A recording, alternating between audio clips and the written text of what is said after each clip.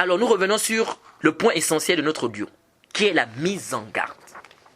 Jade, la mise en garde. Pourquoi les mises en garde? Tout d'abord, il faut savoir que la mise en garde fait partie de la religion. La réfutation à celui qui contredit le Coran et la sunna authentique est une obligation. Et on va ramener même la parole du Cheikh al-Islam Ibn Taymiyyah dans le Majmou' lorsqu'il a parlé de ça, que c'est une obligation. Car à travers la religion, et à travers elle, la religion est préservée. C'est-à-dire à travers les mises en garde. Et la sunna aussi est préservée. C'est-à-dire à travers les réfutations, à travers les mises en garde, la religion est préservée. Et nous allons apporter des preuves claires du Coran et de la sunna authentique qui prouvent qu'on doit faire des mises en garde. Et que s'il n'y a pas de mise en garde, le faux va se mélanger au vrai. Les ignorants seront trompés. Eh bien, ils se feront tromper. Le problème aujourd'hui, c'est quoi? Le problème aujourd'hui, c'est que les gens voient la mise en garde comme étant un moyen d'humiliation. C'est de la jalousie, c'est satanique, ça divise les musulmans. Nous disons à ceux qui pensent cela qu'ils n'ont pas compris le but de la mise en garde et qu'ils n'ont pas compris son importance. Et ils n'ont pas mesuré les dégâts que cela peut engendrer si on se tait devant le faux et qu'on refuse de mettre en garde. C'est-à-dire même Aqlan, vraiment ici, Arju an tantabihu. Je demande votre attention ici, parce que je vais expliquer ici, là, c'est très important. C'est-à-dire même avec la raison, Aqlan, déjà même sans même d'abord regarder les textes, c'est-à-dire sans même d'abord vous dire non, le Coran, la Sunna comme ça, même déjà avec ta propre raison, refuser de faire des mises en garde ou se taire devant le faux, mais c'est comme une sorte de méchanceté envers les frères musulmans, c'est-à-dire envers ses frères musulmans. C'est comme une sorte de trahison envers les musulmans. Ça, c'est pas vouloir du bien de son frère. Oui, refuser de faire le bayan, c'est-à-dire expliquer aux gens, de refuter le faux. Refuser de faire des mises en garde. Mais ça, c'est être méchant. Ce n'est pas vouloir du bien des musulmans. Quand je vois des gens aujourd'hui qui viennent, qui disent « Non, on doit être ensemble, arrêtez avec vos mises en garde et tout », je dis « Mais vous ne voulez pas du bien des gens, vous. Mais vous êtes dangereux. » Je vais vous donner un exemple. Pour que vous essayez un peu d'imaginer la gravité de dire qu'on ne doit pas faire des mises en garde. Que ça divise, c'est de la médisance, etc. Imagine-toi, tu as un ami qui a un magasin, n'est-ce pas? Et il a un magasin qu'il veut confier à quelqu'un de confiance. Mais toi, tu n'as pas le temps, tu es occupé, etc. Donc tu ne peux pas. Donc lui, il cherche quelqu'un de confiance pour confier le magasin. Que cette personne gère le magasin. Vous vous connaissez depuis des années. Vous avez même grandi ensemble. Alors un jour, il y a quelqu'un qui vient te voir. Il te dit, tu vois ton ami là, en fait moi, je le déteste quoi. Mais je vais faire semblant de l'aimer. En fait, je fais semblant de l'aimer. C'est parce qu'en fait, suivez attentivement. Il dit, c'est parce qu'en fait, je veux qu'il n'ait plus de bien. Je veux quoi? Qu'il n'ait plus de bien. Je veux qu'il tombe en faillite avec son magasin là. Parce que je trouve qu'il est très orgueilleux. Il dit, je trouve qu'il est très orgueilleux. Donc je veux qu'il tombe en faillite. Comme ça, un peu, on va voir encore son orgueil qu'il est en train de faire. Donc j'ai envie de gagner sa confiance. Jusqu'à ce qu'il va me donner les responsabilités de son magasin. Alors là, je ferai tout ce qui est à mon pouvoir pour que son magasin tombe en faillite. Parce que moi, je trouve qu'il est trop orgueilleux. Et donc j'ai envie de lui donner une bonne leçon.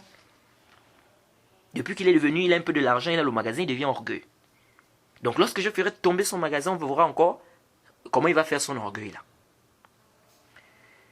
En fait, lui, il pense que cet acte-là qu'il veut faire là, c'est bien. Tout simplement parce qu'il pense que l'autre est orgueilleux. Lui, il croit que ce qu'il veut faire là, c'est bien parce que l'autre est orgueilleux.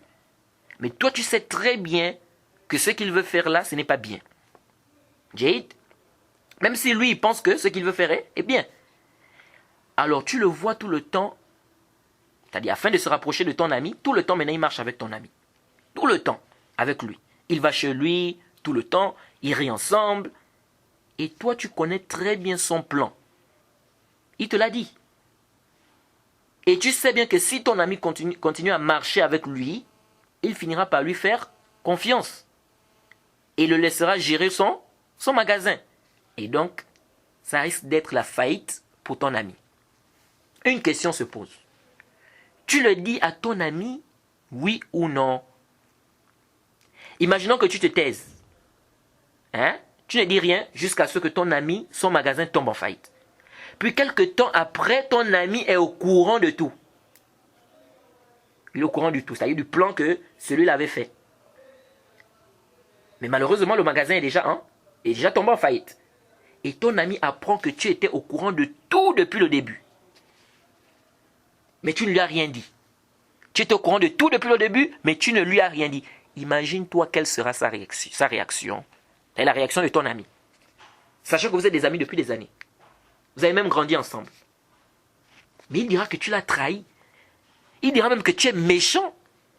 Comment peux-tu voir son écroulement comme ça depuis le début sans rien lui dire?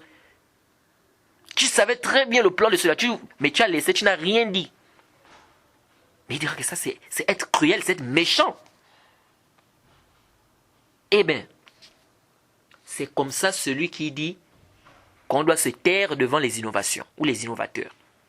Qu'il ne faut pas, mettre en garde contre les innovateurs qui sont en train de garer les gens. Car ici, ce n'est plus ton ami, mais c'est ton frère musulman. Comme le prophète a dit, le musulman est le frère du musulman. Et dans un autre hadith, le hadith de Anas, fi sahihain, Anna Nabiyya sallallahu alayhi wa sallam qal, la yu'minu ahadukum hatta yuhibba li akhihi ma yuhibbu li nafsihi. Frère dit, l'un d'entre vous ne sera pas croyant jusqu'à ce qu'il aime pour son frère, ce qu'il aime pour lui-même. Et tu sais pertinemment les égarements de tel ou tel innovateur.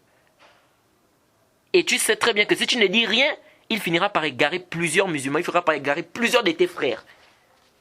Et pourtant, lui, l'innovateur là, il croit que ce qu'il est en train de faire est bien.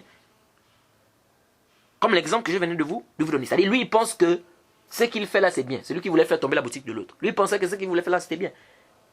Jade, il pensait que c'est une bonne chose. Parce qu'il dit que non, c'est pour lui donner une bonne leçon. Face à quoi? À l'orgueil qu'il lui attribue. C'est-à-dire qu'il attribue à ton ami. Or, cette intention, elle est mauvaise. Donc, l'innovateur, il veut que tu le suives dans son innovation. En croyant que ce qu'il fait bien.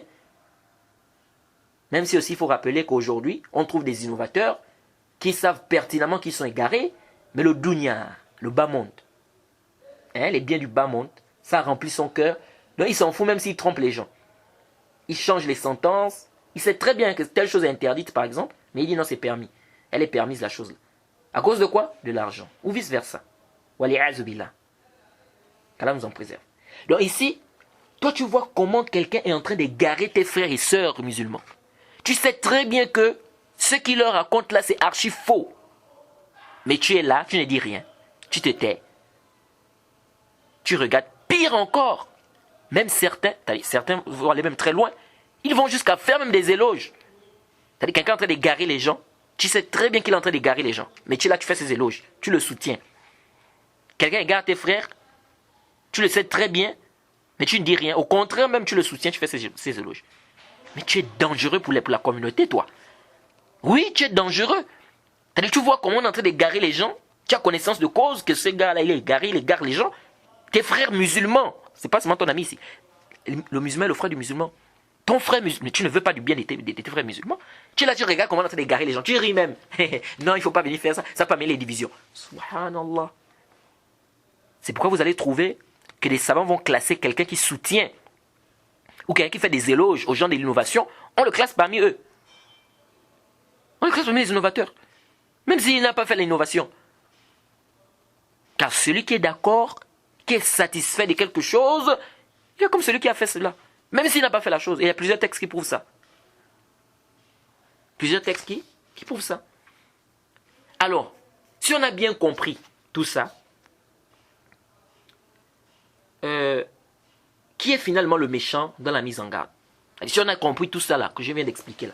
Parce qu'il ne faut pas voir les gens voient la mise en garde comme quelque chose de diabolique. Non! La mise en garde, c'est une adoration. Et quand la personne le fait de manière sincère, en recherchant le visage d'Allah, il veut du bien de ses frères. Il y a que je te veux du bien lorsque je te mets en garde contre quelqu'un qui est en train de t'égarer. Moi, je sais qu'il est en train de t'égarer. Toi, peut-être, tu es ignorant, tu ne sais pas. Je te mets en garde contre lui. Je veux de ton bien. Mais comment les gens... Je ne comprends pas vraiment les gens. Comment quelqu'un va venir dire non, on ne doit pas faire de mise en garde?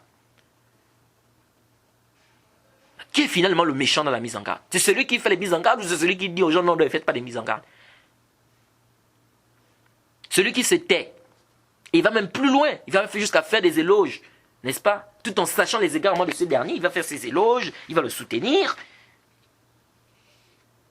Ou celui qui refuse de parler, il décide de se taire. C'est-à-dire, on se demande maintenant, qui est le méchant dans tout ça? C'est celui qui fait la mise en garde, qui refuse de se taire, ou c'est celui qui se tait et qui dit aux gens non, on ne doit pas faire des mises en garde? Qui est le méchant? Je vous laisse donner la réponse. C'est pourquoi parfois je me dis, c'est quand les gens disent non, arrêtez avec vos mises en garde là. On ne doit pas diviser les musulmans. Je me dis, mais ceux-là, ils ne veulent pas le bien des autres musulmans seuls. Les gens qui disent ça, vraiment, ils sont dangereux pour la communauté. Non, mais tu es un danger. Tu dis, on ne doit pas faire des mises en garde, mais c'est grave ça. Toi, tu ne veux pas du bien des gens, toi. Tu ne veux pas le bien de tes frères musulmans. Est-ce qu'ils réfléchissent même, Daddy? Moi, je me demande parfois, est-ce qu'ils réfléchissent à ce qui sort de leur tête là? Quand ils disent non, on ne doit pas faire des mises en garde, ils réfléchissent vraiment. Donc, même avec la raison raisonnante, je dis bien la raison raisonnante, parce qu'on peut avoir une raison et refuser de raisonner. Donc, je dis la raison raisonnante. Dire qu'on ne doit pas faire des mises en garde, ça c'est bâtil. Même avec la raison raisonnante. Ou penser que tout celui qui fait une mise en garde, il est trop dur. Et la mise en garde fait partie du bon conseil, les frères. La mise en garde fait partie du bon conseil. On connaît tous le hadith du prophète de Tamim ad-Dari, fi Sahih Muslim. Ad-dinu nasiha. La religion, c'est le conseil. Lorsque je viens, Yahri, je te dis, Yahri, fais attention. Tel frère, il a des déviations à tel niveau, à tel niveau. Je te prouve ça par le Coran et la Sunna. Yahri, c'est parce que je te veux du bien. Toi, tu ne dois pas voir ça ici comme si, non, tu ne dois pas faire ça, tu ne dois pas parler en mal, comme j'ai vu d'autres là. Non, tu es en train de dévoiler les défauts de ton frère. Tu ne dois pas dévoiler les défauts de ton frère. Mais il t'amène des textes, mais tu as compris ce qui t'a précédé dans cette compréhension-là. Les gens, aujourd'hui, subhanallah. Et le hadith de Jarir ibn Abdillah al-Bajali, fi Sahih Muslim, dit bay'atu nabiyya sallallahu alayhi wa sallam ala nushi li kulli muslimin. Dit j'ai fait le pacte d'allégeance au prophète Mohammed sallallahu alayhi wa sallam de conseiller tout musulman. Donc la religion c'est le conseil. Donc on ne doit pas voir la mise en garde toujours dans le non c'est satanique, non ça divise les musulmans, non c'est la haine, non c'est la jalousie, non. Non les frères. La mise en garde c'est un conseil. Lorsque tu dis à tes frères, n'écoutez pas tel, car c'est un innovateur, prenez garde. C'est pas un conseil ça? C'est un conseil. Et vous devez savoir que la mise en garde, c'est la voie de tous les prophètes. C'est-à-dire que tous les prophètes ont mis en garde contre tous ceux qui peuvent porter atteinte aux gens. Donc toi, lorsque toi tu viens, tu ne dois pas faire des mises en garde, mais tu es en train de dérouter la voie des prophètes. Le dalil c'est quoi? C'est venu dans le Sahih Muslim. Le hadith d'Abdullah ibn Amr ibn As, radiallahu anhu. قال رسول الله صلى الله عليه وسلم إنه لم يكن نبي قبلي إلا كان حقا عليه أن يدل أمته على خير ما يعلمه لهم وأن ينذرهم شر ما يعلمه لهم. Le hadith est clair. Le prophète dit il n'y a aucun prophète avant moi sans que ce ne soit un droit ou une obligation sur lui de montrer à sa communauté le bien qu'il connaît pour eux et de les mettre en garde. De mettre en garde contre le mal qu'il connaît sur eux. Mettre en garde. Donc tous les prophètes ont mis en garde. Donc toi quand tu dis non, on ne doit pas faire des mises en garde, mais tu es en train de détourner de la voie des prophètes. Donc dans ce hadith, bien sûr, ce hadith nous prouve que les prophètes ont mis en garde contre des mauvaises choses. Et tout cela, c'est pour notre bien. On doit mettre en garde contre tout ce qui peut porter atteinte aux musulmans, dans la mesure du possible. On doit mettre en garde contre le shirk, et contre ses partisans, contre les innovations, et contre ses partisans, et tout ce qui est interdit. La réfutation, c'est celui qui contredit le Coran et la Sunna, c'est un fondement parmi les fondements de l'islam. Le prophète nous a mis en garde contre les Khawarij. Oui ou non? Donc le prophète n'a pas compris. Pourquoi le prophète n'a pas compris, comme vous avez compris là, que non, les mises en garde, ça amène les divisions. Le prophète a mis en garde contre les Khawarij. Et vous savez que les Khawarij, ce sont des musulmans, même s'il y a un khilaf là-bas entre les savants. Donc le prophète nous a mis en garde contre les Khawarij. Le prophète nous a mis en garde contre les Qadariya. Hein, pour les savants qui voient l'authenticité du hadith, comme le Cheikh Al-Albani, rahimahullah. Le prophète nous a mis en garde contre les Qur'aniyoun. Hein? Ceux qui vont juste travailler avec le Coran et rejeter la Sunna. Et aujourd'hui, ça commence petit à petit. Hein? Avec les Adnan Ibrahim. Hein? Et tous ceux qui le suivent là. Hein? Ils rejettent les Bajrafi, tout ce monde-là. Ils rejettent des hadiths authentiques